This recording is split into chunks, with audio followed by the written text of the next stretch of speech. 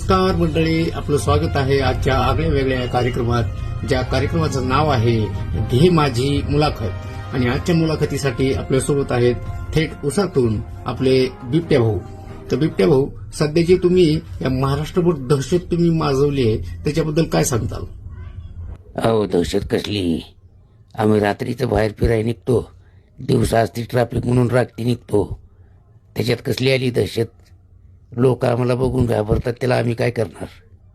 नाही, पण असं दुसऱ्याच्या शेतात जाऊन राहणं, तिथले नुकसान करणं हे बरोबर नाही ना. आमचे जंगल तोडले तेव्हा कुठं कळतं रे भारी मादाने तू? शब्दाची मर्यादा ठेवा. शब्दाची मर्यादा ठेवा म्हणतो.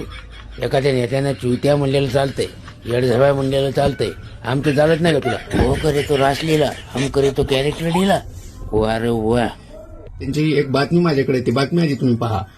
आणि यातच आता चक्क गावात बिबट्या येतो, त्यामुळे संबंधित गावातला मुलगा नको असं म्हणायची वेळ शिरूरकरांवर आली. आता सांगा, असं जर तुमच्यामुळं जर मुलांचे लग्न मोडत असतील तर काय उपयोग आहे? मग आधीच तर कुठं भेटणं झाली, तिथे भेटायला तिथे ते तुमच्या नावावर घेऊन मुली द्यायला तयार नाहीयेत, ती तुमची दहशत तिथं असल्यामुळे.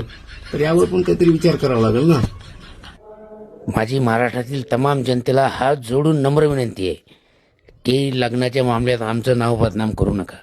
तुम्ही मुलगी द्यायची नसलं सांगा ना, तुमचं पोरगं काळं आहे, नकटंय, बेवडंय, मोकार फिरतंय, आमचं नाव बदनाम करू नका ना.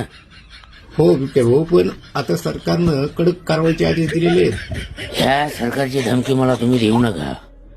हे काय म्हणले होते, 1 कोटी शेळ्या जंगलात सोडणार.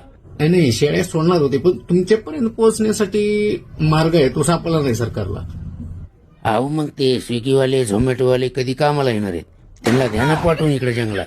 हो, याचा तो विचार सुद्धा त्यांनी केला नसेल. बरोबर आहे, झोमॅटो आणि स्विगी हे देऊ शकतात तुम्हाला. नाही, ते शेळ्याचं काहीतरी होईल, पण तुमची दहशत तुम्ही बंद करा, किंवा नाहीतर मग हे जे सरकार आहे ते कडक पावलं उचलू शकतं.